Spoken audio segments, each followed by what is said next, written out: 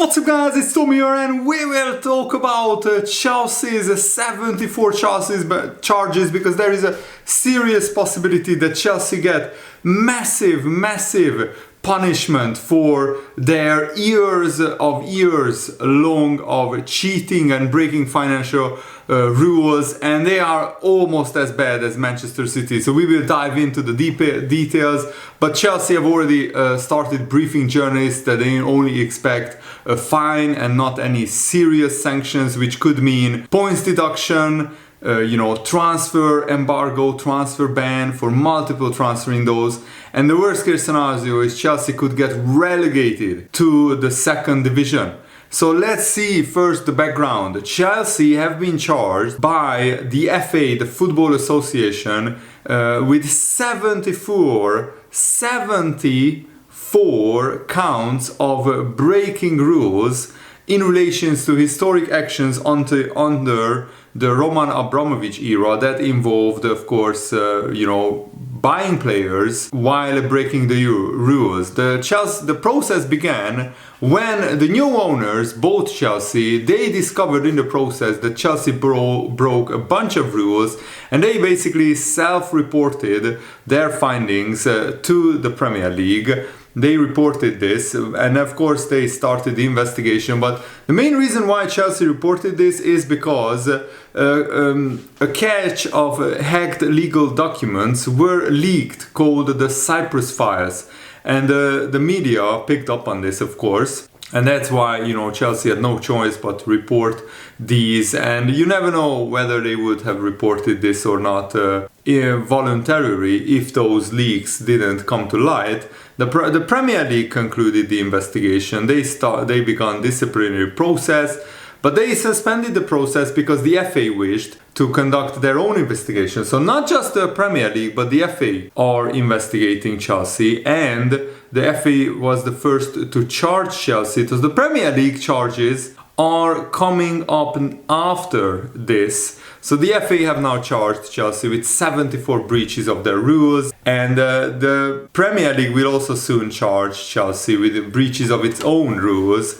So these charges are similar to the charges leveled against Manchester City, and they include the following acts: failure to act in good faith, failure to accurately report financial statements, failure to accurately report staff remuneration, and potentially profit and sustainability rule breaches. Chelsea made a settlement with UEFA worth 10 million euros, which is just a slap on the wrist, really, by UEFA for breaches of the UEFA rules in relation to these actions. But now Chelsea are briefing reporters very cleverly that they expect only a fine, given they self-reported the offenses, but the sanctions might be a lot more severe than just a fine. So let's look at the rationale for why Chelsea should be and will be sanctioned. So basically, one of the main reasons is to dissuade other clubs from repeating the offense. And also, the second one, to serve as a precedent that dissuades other clubs from doing the same, and also to make good the damage caused. Of course, Chelsea will argue that the new owners are not responsible for the old regime's actions, but the issue is that it will not mean much if better governance structures have not been installed to prevent any owner from such conduct. And yes, it's a mitigating circumstance that Chelsea self-reported the misconduct themselves, but if they delayed the self-reporting until they became aware of the Cyprus file leaks, then it's not a mitigating circumstance. That's not honest behavior, it's disingenuous damage control. The second one, of course, the fact Chelsea has new owners means nothing. So Chelsea's punishment needs to serve as a precedent for other clubs not to even think about breaking any rules. The new owners were aware of the rule breaches, the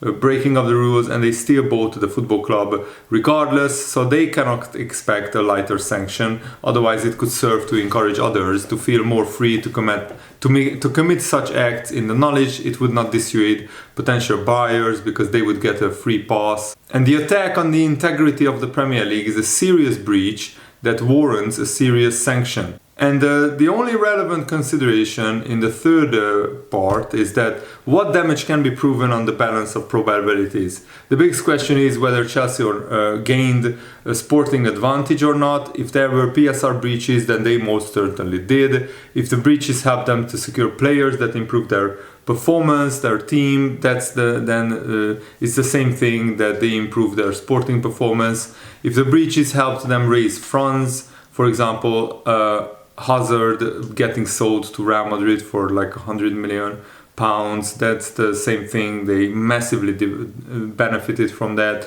The degree of sporting impact will affect the degree of the sanctions. So as you can see, the rationale that just because Chelsea has new owners, they should not be sanctioned, only just fined, is a rather poor one. It will be down to the degree of sporting impact, and also what will the panel members who are handing out the punishments, what will they be thinking, and what kind of precedent they want to set. But also you have to take it into account that the integrity of the whole Premier League totally depends on all the clubs following the rules, complying with the financial rules. If one club cheats, it will have impact on the field. If multiple clubs cheat, then it's even worse. The relation between money spent and success on the pitch is bigger than you imagine. It is extremely hard to detect these schemes designed to cheat the financial rules, and the Premier League is in no way, shape or form equipped to individually supervise the financial framework of all the clubs. A company owns a club that pays money to a player. If a person in Uzbekistan related to the club owner pays money in cash to an uncle of this player for whatever football related reason, it shall be included in the club's PSR reports. But how many investigators would the Premier League need to engage to have a reasonable chance to detect these under the table payments in a foreign country? 5,000 wouldn't be enough. They would need the possibility to wiretap all negotiations to have a remote chance for detecting everything connected to all the players and all their relatives and friends and everybody. The Premier League has zero investigators and very little power. Consequently, the only way for an organization like the Premier League to function under these conditions, they absolutely have to have zero tolerance for intentional cheating. Cheating will distort the sporting integrity of the Premier League, which is the most important. 1 in 1,000 attempts to cheat will be detected. If you detect someone cheating, they get a warning. It doesn't work, does it? You have to realize that. So with this said, the fact that significant time has passed and the owners have changed, that can have an impact on the choice of and also the choice of the sanctions, and also how severe the sanctions are, and also what the sanction is made up of. You can't rule out an argument that the sanction in this case should constitute of a financial fine rather than a sporting sanction, but in that case it should be a financial fine comparable to expulsion. So maybe Chelsea needs to be fined for 100 or 200 million pounds, because that would seriously impact them. Any other like smaller fine, if it's just a 50 million fine, that wouldn't really harm them that much. And they can give huge fines to Chelsea, it won't bankrupt them. Why? Because the money that the new owners paid to the old owner, the £2.5 billion, it's actually sitting in an escrow account waiting to be released to Ukraine as aid. But Roman Abramovich is blocking it. I don't understand how he can be even allowed to block it, but he's blocking it nonetheless for some reason. And the reason why he's blocking it, even though he will never see £1 out of that money, out of the £2.5 billion. If Chelsea get fined for something that Abramovich has done previously, then that money will come out of this fund that is set aside for aid to Ukraine. So I don't want to go into politics, but you can understand how shady that is and how ridiculous that is. And Graham Bailey reports that FSG are in talks to give a new contract to Richard Hughes, the new sporting director, and Michael Edwards as well.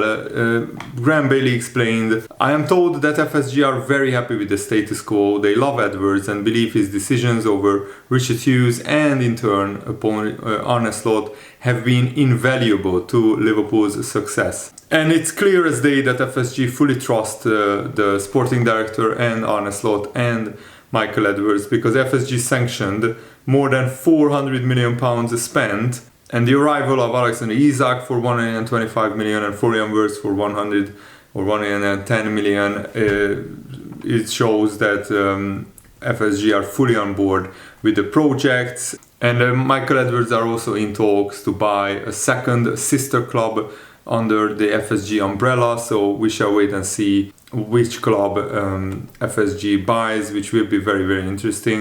And Arne Slot was asked what does he think about Alexander Isak going on strike to facilitate his move to Liverpool, and is he worried that any of his players will go on strike in the future. And he said it's not necessary at our club at Liverpool, because we also trade players, we sell players. If a player wants to leave and we get the right money for him, then this club, Liverpool FC, has shown for so many years now, we then sell those players, so they don't need to go on strike. And I love that little shade that he's throwing Newcastle's way, Arne Slot. And Arne Slot also said for Isak to become the best in the world, I think the best players in the world win trophies, and that is what Isak and we as Liverpool need to do. And that's right, the best players in the world win big trophies, and that's what Alexander Isak is here to do. And he will make his Liverpool debut tomorrow against Burnley, and I will be reporting on the game for you guys after the game is finished, so make sure to check back on my YouTube channel.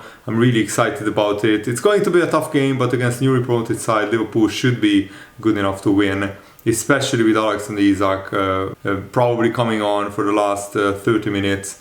And also, Arne Slot said that Harvey is in a very good place, going to a very nice club with Aston Villa. That's another positive thing. I think it is in the interest of everyone when Harvey Elliott didn't get the playing time he probably deserved for the quality of player he has. And I know everyone always talks about Mo Salah, Virgil van Dijk and others if we win the league, but players like Harvey Elliott were definitely also the reason why we could win the league, because he was always positive. If he had to play 5 or 10 minutes, he helped the team and he contributed. And I'm happy that the likes of Darwin Núñez, Luis Diaz, Harvey Elliott, Kwanzaa, they all leave Liverpool as Premier League champions, which is just absolutely fantastic. And also Arne Slot commented on the money spent on Isak and Wirtz. He said, "This is the model that we use at Liverpool. We target a player and we want to have him.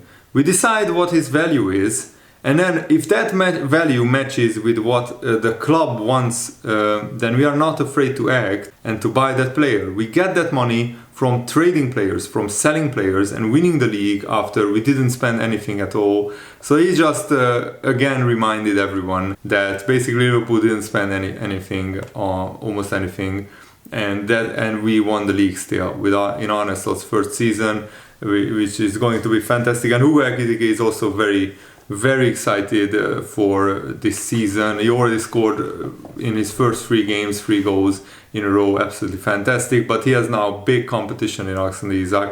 But Hugo Ekitike said that my mindset is to play with the best players in the world. It helps you to get better. All together, all the players, we are going to reach even a better level together. And I think sometimes Alexander Isak will play with Hugo Ekitike. So Liverpool will do what Newcastle fans were dreaming about, pairing Isak with Ekitike. It's so funny how that turned out, that in the end this will happen, but at Liverpool and not at Newcastle. So come on Liverpool, let's beat Burnley tomorrow. I'm really looking forward to it. And I hope you guys appreciate me doing this report on the Chelsea situation, because I think it's interesting, it's worth talking about. Thanks for watching, hope you enjoyed this. Have a nice day, see you later, goodbye.